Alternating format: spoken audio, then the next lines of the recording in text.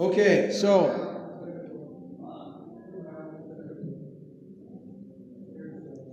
for now, spotlight's on narrator. We'll just pretend that the stage lights are dim.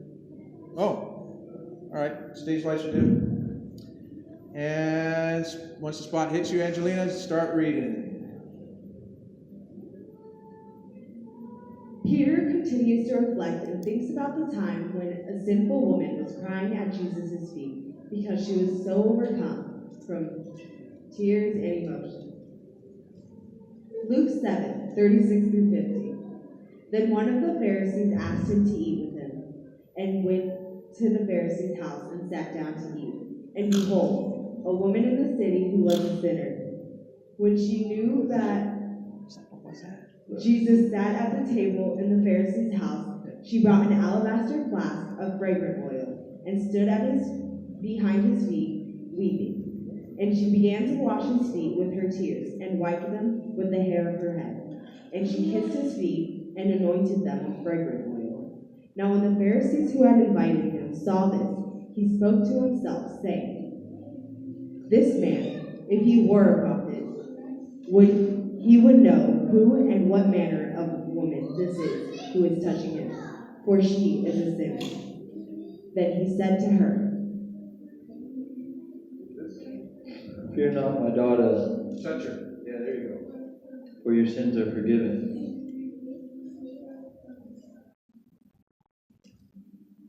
You can split right in between them if you want. You don't have to walk around. Sorry. I'm the simple woman forgiven. I heard that Jesus was in town, and I heard that Jesus was in town, and I knew I had to have my sins forgiven. So I came over, and I was standing in the doorway contemplating whether I should run in or not. But I had to. I needed my sins forgiven, so I ran. I ran in and asked him to forgive me for my sins. He said, "My faith has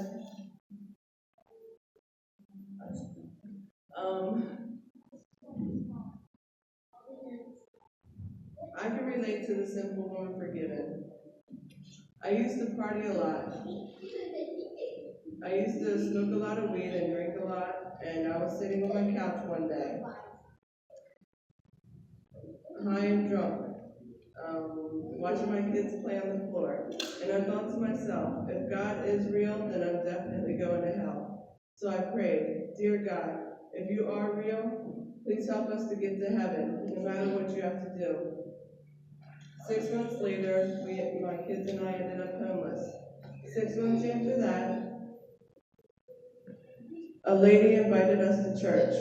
She gave me a Bible and showed me Matthew 6:25, where it says, "Do not worry about the food you will eat or the clothes you will wear.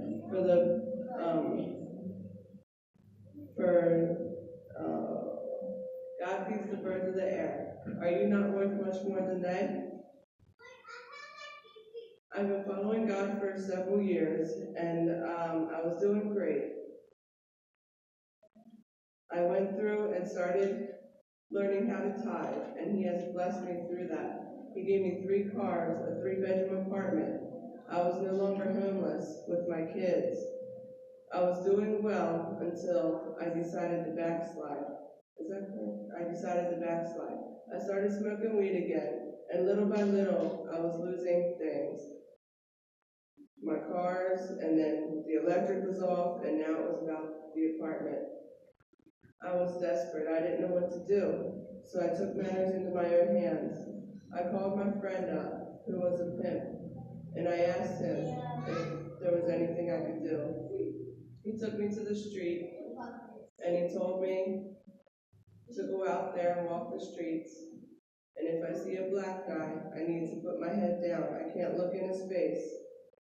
No matter what he says to me, I can't say anything. I can't look at him. If he's on the sidewalk, I had to get off the sidewalk and walk around him. The other women out there, I couldn't talk to either, because they would try to persuade me to come onto their team. I did this for 2 weeks. I couldn't take it anymore, so I lost my apartment and we were back on the streets. I was homeless for 13 years, but followed God through the whole ordeal. By the end of my 13 years, I was happily homeless. And now I have an apartment I've been in for a year, and I'm following God and moving on up. Thank you. Oh. All right. Is there anything I said that I shouldn't say? Hold on. Hold on for a second. What I want you to do is do part of your personal information, all right? Okay. I want you to engage here. You don't have to look at anybody. You can look at the fan, then come back and look at the exit signs, and look at the fan, and or you can look at the floor. The exit signs. Okay? I think once I get it down, it'll be easier for me that way, because then I'll remember. Yep. So try one part of your testimony, and then after that, when you're done, then we'll do the shackles, and then. Okay, thank you. You said to come right in front? Yeah, just split right between them. Okay. And I'm gonna turn your feet more towards this way. Yeah, there's your feet. I'm gonna put your body closer to. There you go. Yeah. And back here. So we want to see you. This is your time to shine. I'm gonna split you this way too. Put more of your feet towards the north. There you go. Yeah. And then more into the light. Into the light, into the light. Okay, so then when she starts at his feet, you guys are looking at each other a little bit, communicating. Don't think of that as a little crazy. Yeah. All right. Action. Okay. I can relate to the simple woman forgiven. I used to party a lot when I was younger, and I would smoke a lot of weed and drink a lot. And I was sitting on my couch one day, high and drunk, looking at my children playing on the floor, watching my children playing on the floor.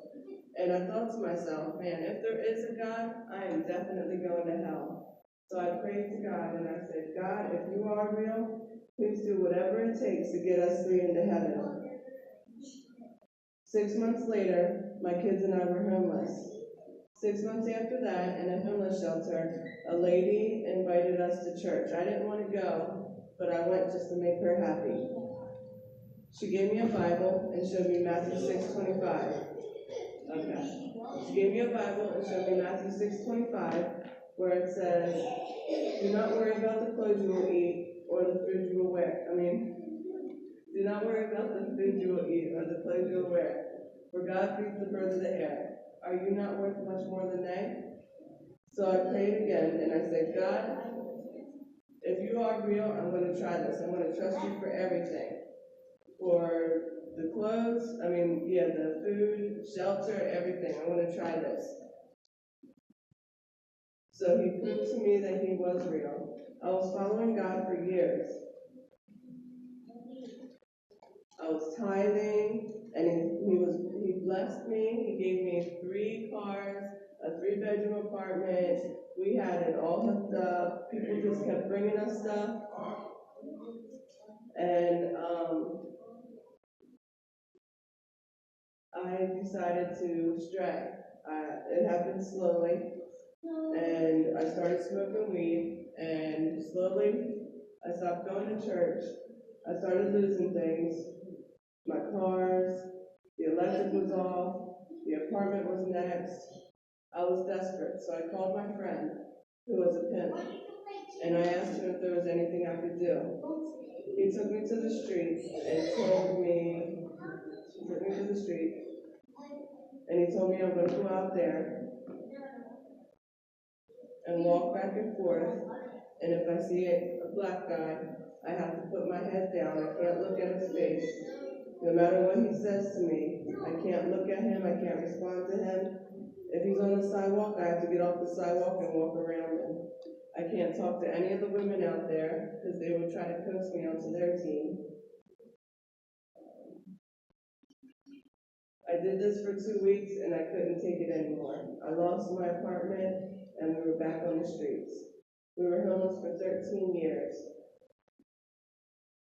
And now I have an apartment I've been in for a year, and I'm working my way up. All right. Thank you. All right, don't go nowhere. All right, good job. Lights come up. Just wanna praise you. Everybody's up. Just wanna praise you. No one like this. You broke a chain that I can lift my hand. Just wanna praise you. Just wanna praise you. In the corners of my mind, I just can't seem to find. Was there something that you wanted her to do from here? Worship, praise God right there. Okay. And when do I get Halfway through. Because she's got high point for dancing. That's right back. So when she gets up and starts dancing, I go back? No, she's gonna sing right there. Really? When we get up and start dancing, okay, we start working your back. Okay. And then on your way out, thank you, Jesus. Praise the Lord. Thank you, Jesus. So like halfway through the song. Okay? All right. Take the shackles off my feet so I can dance. Just wanna praise you. Just wanna praise you. You broke the chain, now I can lift my hand. Just wanna praise you. Just wanna praise you.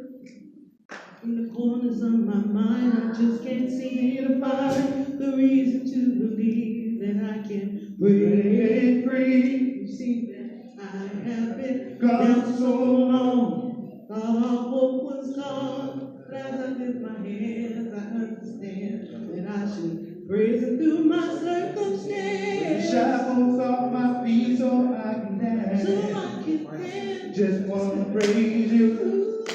Just wanna praise you. You broke the chain, now I can lift my hands. Just wanna praise you. Just wanna praise you. Everything that could go wrong went wrong at one time. So much pressure fell on me. Thought I was gonna lose my mind.